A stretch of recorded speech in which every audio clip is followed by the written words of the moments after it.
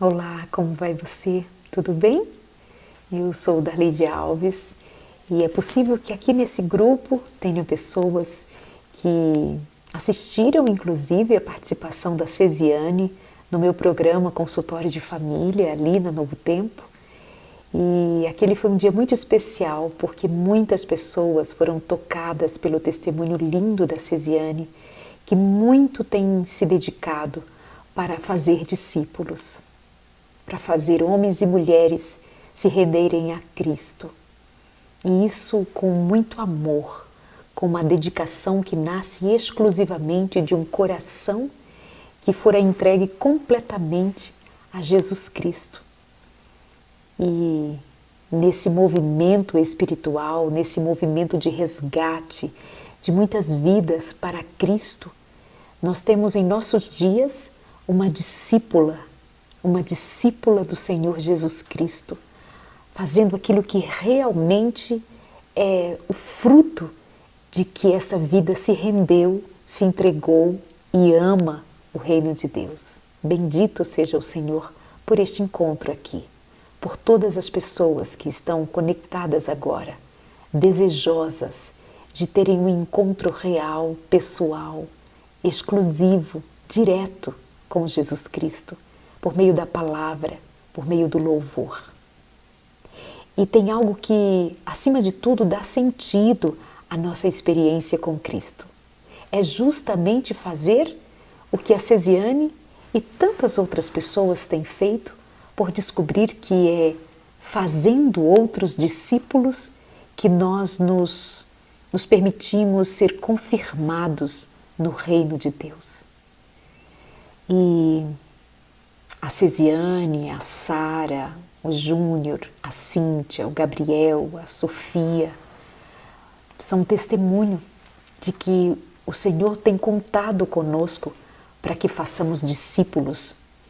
É exatamente o que Ele disse quando voltou para a glória de Deus, voltou para o céu, depois de ter cumprido o seu ministério, depois de ter sido como mestre, como rabi, aquele que orientou, que instruiu, que ensinou e que revestiu da graça os seus discípulos, dizendo: ide, fazei discípulos, ide e ensinai, fazendo discípulos, batizando-os em nome do Pai, do Filho e do Espírito Santo. Foi Jesus quem disse o que nós deveríamos fazer enquanto seus seguidores. Seguidores de Cristo fazem discípulos, portanto, outros seguidores de Cristo. E eu fui levada à palavra de Deus no Evangelho de João, capítulo 1, a partir do verso 35, diz que João estava outra vez na companhia de 2 dos seus discípulos. João Batista tinha os seus discípulos antes que Jesus viesse começar o seu ministério. E quando Jesus começa o seu ministério, estava certa feita João acompanhado dos seus discípulos, 2 deles, e então João Batista disse a respeito de Jesus: eis o Cordeiro de Deus, aquele que tira o pecado do mundo. Eis o Cordeiro de Deus. E os 2 discípulos, ouvindo dizer isso, seguiram Jesus. João Batista indicou quem era Jesus e os 2 discípulos de João deixaram João e seguiram a Jesus. Jesus, voltando-se e vendo que o seguiam, disse-lhes: o que vocês estão procurando? E eles disseram: Rabi, que quer dizer mestre, onde o Senhor mora? E Jesus respondeu: venham ver. Então eles foram, viram onde Jesus estava morando e ficaram com ele aquele dia. Era mais ou menos umas 4 horas da tarde. André, o irmão de Simão, Pedro, era um dos 2 que tinha ouvido o testemunho de João e seguido Jesus. Ele encontrou primeiro seu próprio irmão, Simão, a quem disse: achamos o Messias. Messias que quer dizer Cristo. E o levou a Jesus. Jesus olhou para ele e lhe disse: você é Simão, filho de João, mas agora será chamado Cefas, que quer dizer Pedro. No dia seguinte, Jesus resolveu ir para a Galileia e encontrou Filipe, a quem disse: siga-me. Então Filipe era de Betsaida, cidade de André e de Pedro. E Filipe encontrou Natanael. Ele disse: achamos aquele de quem Moisés escreveu na lei e a quem se referiam os profetas, Jesus, o Nazareno, filho de José. Então Natanael perguntou: de Nazaré pode sair alguma coisa boa? E Filipe respondeu: venha ver. Essa é uma sequência que me chama muito a atenção na palavra de Deus, especialmente aqui no Evangelho de João, quando nós vemos uma cadeia de convites, uma corrente de convites. João Batista, que indica Jesus, os discípulos de João Batista seguem a Jesus. Senhor, onde moras? Ele diz: venha ver. É Jesus quem diz: venham ver. Aqueles dois discípulos passam tempo com Jesus. Então o texto começa a dizer a como aquela corrente foi se formada, um que continuou chamando o outro para vir e conhecer a Jesus, para vir e ficar em companhia de Jesus. Os discípulos de Jesus foram chamando os outros a que se somassem àquele corpo de discípulos que seguiriam o Mestre, o Rabi, Jesus Cristo. Foi assim que começou aquele ministério de Jesus, cercado por discípulos que podemos identificar como a igreja se formando, como o reino de Deus se estabelecendo, Jesus contando com discípulos para que propagassem a palavra do reino de Deus, a salvação oferecida por Cristo Jesus. De lá para cá, nada mudou no que diz respeito ao cumprimento desta missão e o convite de Jesus, mais do que convite, chega a ser uma convocação com uma determinação: ide. Podemos chegar a pensar até numa ordem do Mestre. Agora que vocês são meus discípulos, agora que vocês me conhecem, agora que vocês vieram e viram, me conheceram e estão satisfeitos de serem meus discípulos, agora que vocês estão preenchidos pela graça, agora que vocês estão certos da salvação pela graça, agora que vocês são convidados a serem participantes, moradores do reino eterno, vocês precisam ir e chamar outras pessoas. Outros estão perdidos, estão cansados, estão desanimados, estão infelizes, vazios. E vocês precisam ir em busca destes. Vocês viram como eu me movimentei para salvar. Eu ofereci salvação para prostitutas. Eu ofereci salvação para os perdidos da casa de Israel. Eu ofereci cura, libertação para os prisioneiros de Satanás. Eu ofereci vida nova para ladrões, para homens maus, para pessoas de má fama.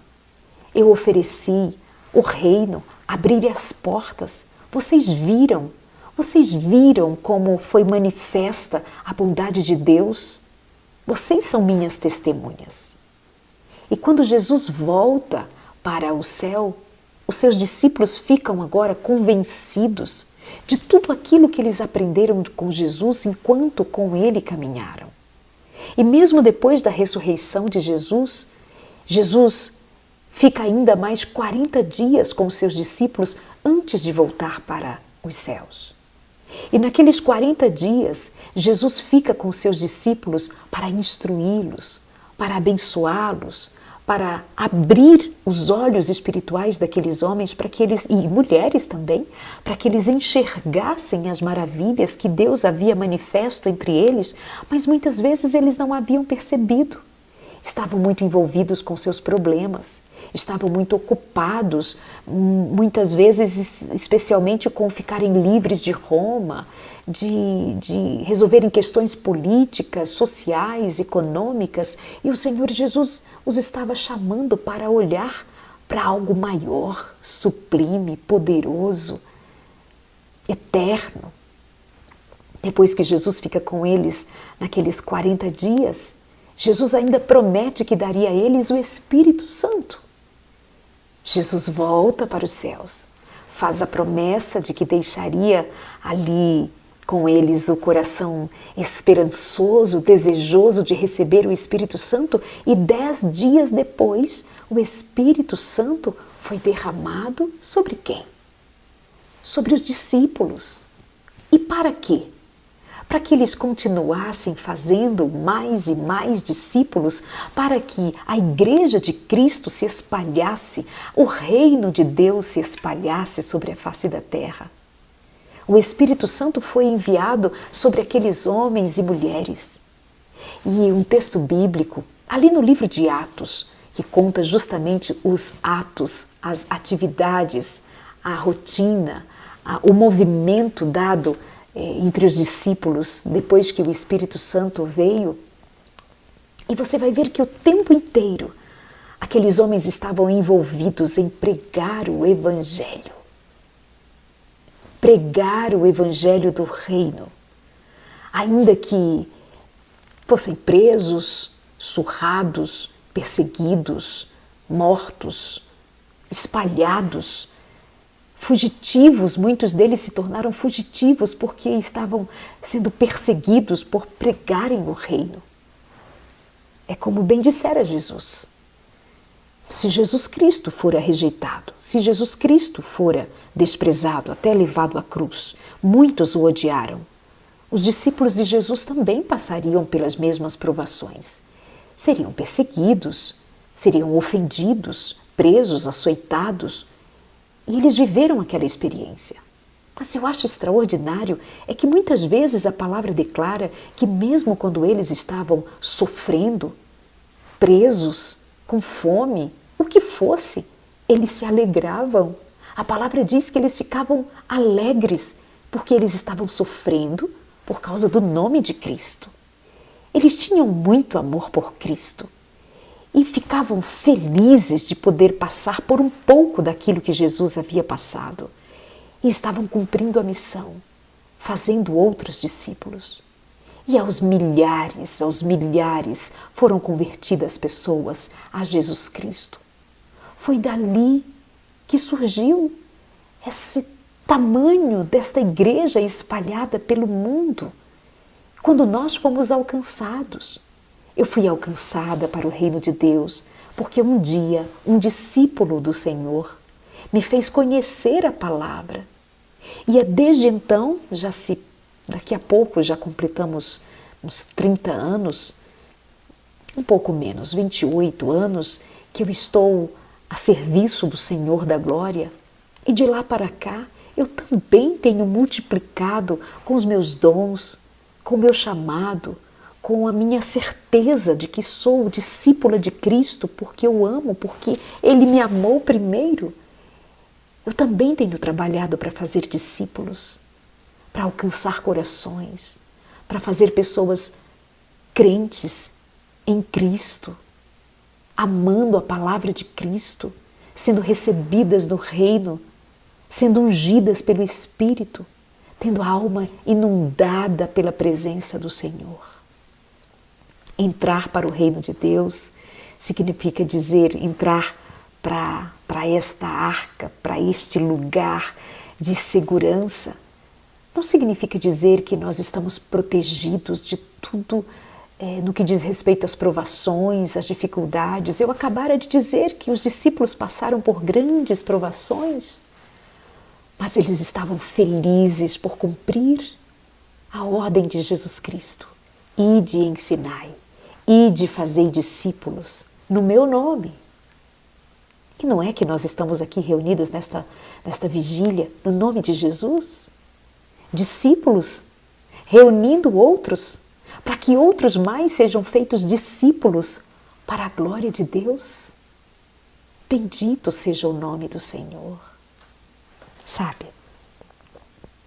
eu me lembro de uma história que a palavra de Deus nos conta, lá no livro de Atos, capítulo 27. E trata-se de um momento em que o apóstolo Paulo estava sendo levado como prisioneiro para a Itália, onde em Roma ele teria um encontro com César. E aquela embarcação fora colocada em alto mar, com mais 276 prisioneiros, quando a embarcação foi açoitada pelas águas e eles correram risco de morte.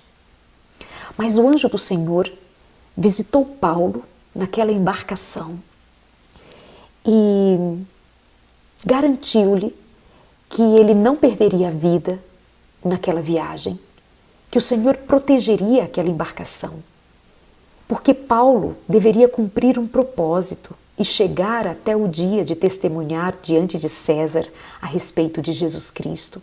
E por causa de Paulo, aquela embarcação fora guardada, protegida. O anjo disse que ele não temesse, que ele ficasse forte e corajoso. Paulo recebeu a visita do anjo do Senhor e creu.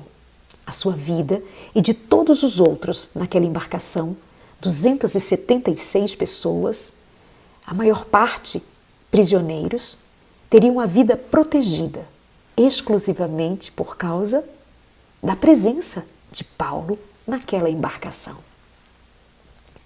É para você saber que a presença de um discípulo, a presença de um cristão, faz toda a diferença no lugar onde nós estamos. Em casa, na família, no trabalho, na rua, onde estiver um cristão. O Espírito de Deus, os anjos do Senhor o acompanham e o guardam. E por causa de um cristão se faz diferenças tão maravilhosas que na maior parte das vezes nossos olhos não veem os livramentos, as misericórdias do Senhor que nos assistem e assistem aos que estão à nossa volta. Por sua causa, sua família é protegida pela misericórdia do Senhor. E quando se passaram 14 dias em alto mar, correndo riscos, aqueles homens trabalhavam desesperadamente dia e noite para dar conta de sustentar aquela embarcação de alguma maneira, pensando, planejando como seria para salvar a própria vida. Até que o apóstolo Paulo disse: vocês deveriam ter me ouvido quando eu disse lá no começo que não era hora de partir, que nós correríamos riscos. Mas o Senhor me garantiu que nos guardará até o fim. Nenhuma vida vai se perder. Naquele momento, aqueles homens estavam há 14 dias sem comer, de tão focados no problema que eles estavam. E Paulo viu que alguns dos marinheiros quiseram cortar as cordas ou jogar os botes na água para fugir. E Paulo disse: não, capitão, diga para eles que se eles pularem da embarcação, eles perderão a vida, não escaparão. Sabe o que isso quer dizer para nós também? Que quando nós estamos dentro da embarcação, mesmo fazendo discípulos, pregando sobre o reino de Deus, vivendo uma experiência linda com o Senhor, nós passamos por dificuldades, por tribulações, por açoites das ondas bravias do mar da vida, mas a embarcação continua sendo o lugar mais seguro. O Senhor está na embarcação da nossa vida. O Senhor está conosco na embarcação da nossa história. Não adianta querer fugir, não adianta querer jogar um bote para fora da embarcação, imaginando que lá fora as coisas são melhores e mais fáceis. Depois que o Senhor nos chama a entrar na sua embarcação, depois que Ele nos embarca nessa jornada e Ele garante a sua presença, está garantida a sua presença e não há por que fugir. Então o apóstolo disse: diga a estes homens que não façam isso, que não tentem fugir, porque os que estiverem fora da embarcação perderão a vida. Aqueles homens, graças a Deus, creram em Paulo. Paulo era um homem de autoridade. Paulo era um homem que passava confiança. Paulo era um homem que fora treinado pelo Espírito, que fora chamado pelo Senhor, separado para ser um grande homem para a obra do Senhor. E Paulo, naquela embarcação, fez toda a diferença. A seguir, o apóstolo Paulo disse para aqueles homens, eu volto a dizer, eu estou me referindo a uma história que está inteirinha assim escrita no livro de Atos, capítulo 27. E por conta do tempo, eu estou te contando a história e já aplicando, mas fica bem se depois você puder ler a palavra e constatar com seus próprios olhos o que está ali da parte de Deus para nós, com aplicação muito prática para a nossa experiência. Naquela embarcação, depois de todos aqueles dias sem comer, o apóstolo Paulo disse: vocês todos estão sem comer há 14 dias? É hora de comer.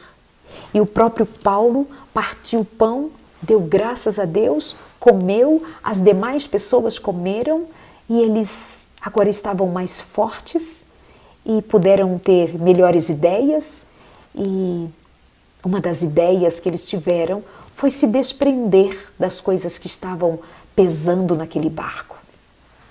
A palavra ainda vai dizer que naquele momento, cortando os cabos das âncoras, deixaram que ficassem no mar. Soltaram também as amarras do leme e, alçando a vela de proa ao vento, dirigiram-se para a praia. Eu amo esse texto. Veja bem, vou ler outra vez. Cortando os cabos das âncoras, deixaram que ficassem no mar. Soltaram também as amarras do leme e, alçando a vela de proa ao vento, dirigiram-se para a praia. Quando o Senhor nos envia como discípulos, Ele nos dá uma missão tão poderosa, tão linda, que tem a ver com a eternidade. Ele nos pede também que, ao confiarmos de que Ele está conosco nesta embarcação da vida, mesmo enfrentando ondas altas, mar bravio, e neste momento eu tenho em mente fazer referência às dificuldades que todos nós enfrentamos, os que estão neste momento passando por duras provas, perdendo amigos, familiares, perdendo emprego, muitos perdendo a esperança, perdendo a saúde, perdendo a saúde emocional. Vem o Senhor e nos lembra que essa embarcação vai chegar ao seu final, porque o Senhor tem propósito para a nossa vida, como Ele tinha propósito para a vida de Paulo e não permitiu que nem a vida de Paulo e nenhum dos companheiros daquela viagem se perdesse no mar. Mas o anjo garantiu que ele chegaria à praia. E eles prosseguiram em viagem. E ao final de tudo, o texto diz que eles cortaram cordas, deixaram para trás âncoras, ou seja, aquilo que os prendia. Soltaram a vela em direção ao vento e se permitiram seguir. Eles se desprenderam das coisas que não faziam sentido, eles se desprenderam das amarras que estavam presas ao leme. Eles se desfizeram daquelas coisas que os prendiam na tentativa de salvar por si só. E confiaram e seguiram. Queridos, amados e amadas do coração de Deus, nesta embarcação onde o Senhor põe os seus discípulos, estes discípulos cumprem o seu propósito como Paulo cumpriu. Aqueles prisioneiros todos, nenhum perdeu a vida. Ainda quando chegaram, estava prestes a chegar à praia, intentaram ou pensaram na ideia de matar todos aqueles homens porque eram prisioneiros, já que o barco se despedaçou, para que eles não fugissem, seriam mortos. Mas fora dada a ordem a que nenhum deles perdessem a vida. E nenhum deles foi morto. Todos eles foram capturados e chegaram à praia. Até mesmo os outros prisioneiros chegaram à praia, porque Paulo estava na embarcação. E Paulo estava na embarcação guardado, porque o Senhor esteve na embarcação para guardá-lo. Também faço com que você pense que nessa jornada é importante nos desprendermos daquilo que nos tem aprisionado nessa história terrena, sem considerarmos a praia para onde nós nos dirigimos agora, para o encontro com Jesus Cristo. Assim como eles cortaram as cordas das âncoras, assim como eles cortaram as cordas que prendiam o leme, assim como eles deixaram para trás a carga de trigo que carregavam naquela embarcação. Eu pergunto a você, discípulo e discípula amada do Senhor, se o teu desejo é fazer outros discípulos para Jesus, trazer outros para entrar na embarcação, nesta que nos conduz, apesar das dificuldades, mas nos conduz, nos está levando até a beira da praia, até o lugar do encontro com o Senhor, até o lugar, destino final de cada um de nós. É preciso deixar para trás algumas coisas que nos prendem. Cuidado para não ficar presos, não ficarem presos a costumes, a ideias antigas. Cuidado para não ficarem presos a relacionamentos que são destrutivos. Cuidado para não ficar preso às coisas aqui da terra, dinheiro, casas, bens. Cuidado para não ficar agarrado a sentimentos tóxicos. Corte as cordas das mágoas, deixa para trás as raivas, as intrigas, as queixas, deixa para trás a velha história e aproveita que o Senhor te tem chamado para andar em novidade de vida e aceita o convite. Assim como aqueles discípulos que eu citei inicialmente, lendo o capítulo 1 do Evangelho de João, a partir do verso 35, nessa corrente de chamado, de homens chamando outros para que se achegassem, para que conhecessem a Jesus Cristo. Nós vamos ver uma mulher lá samaritana que deixou o seu canto e foi chamar outros para conhecer a Cristo. Porque é assim que se manifesta no reino de Deus, com o amor que é gerado em nossa alma por Jesus Cristo, vem o convite feito a outros para que também venham conhecer e amar Jesus. Eu estou muito feliz pela oportunidade de te dizer o que eu digo agora. Eu te digo do fundo da minha alma. Não há nada que nos faça mais felizes do que fazer discípulos para o reino de Deus. Porque isso nos mantém vivos, nos mantém úteis, nos mantém fortes. Nossos músculos espirituais ficam de fato fortes para nós sermos então trabalhadores nesta seara do Senhor, onde há muita gente carecendo de conhecer a Jesus. O mundo está caindo aos pedaços. O mundo, portanto, está agora mais do que nunca carecendo de homens e mulheres que falem a respeito de algo que perdure, que seja eterno e não passageiro, que seja para sempre. E isso nós temos, nós conhecemos, nós sabemos o que é para sempre. É Jesus e seu reino.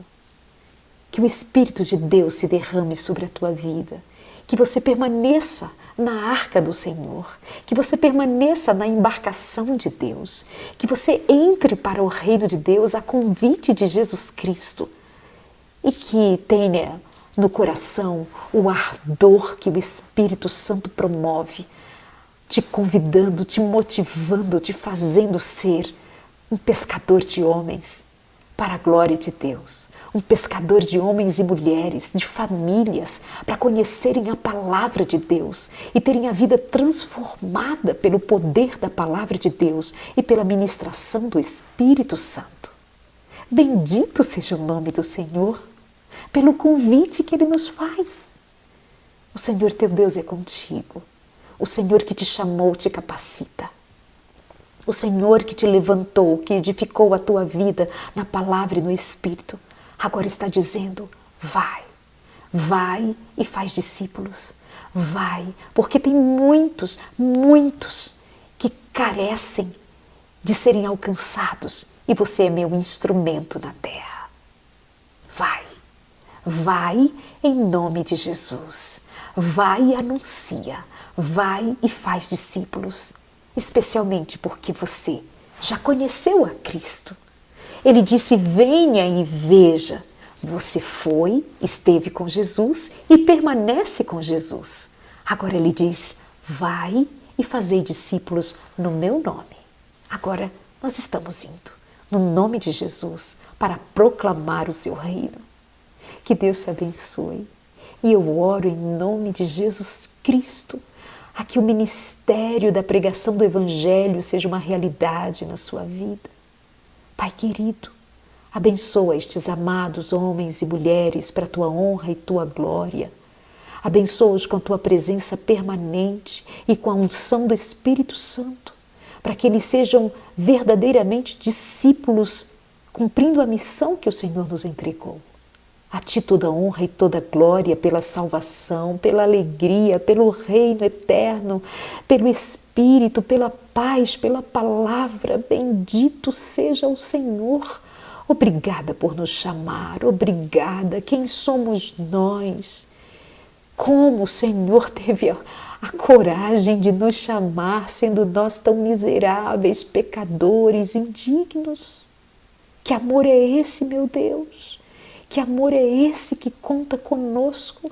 Que amor é esse que nos faz ser participantes até das tuas dores, mas das tuas alegrias, da eternidade que é tua, da salvação que é tua? O Senhor nos dá também do que é teu. Aleluia, aleluia, louvado seja o teu nome. Aleluia, meu Deus, te somos gratos. E por fim dizemos, eis-nos aqui, envia-nos a nós para cumprirmos o teu chamado. Bendito seja o teu nome, envia-nos a nós para cumprirmos a missão. Eis-nos, Senhor, aqui. Envia-nos com o teu Santo Espírito para fazer discípulos onde elas estiverem e trazermos cada uma delas para dentro da embarcação. Louvado seja o Senhor em Cristo Jesus, no poder do Espírito Santo. Amém. Amém. Um grande abraço. Obrigado por dar ouvidos à palavra de Deus. Louvado seja o nome do Senhor. Que Deus abençoe na continuidade do nosso encontro, que é feito com muito carinho e no nome de Jesus.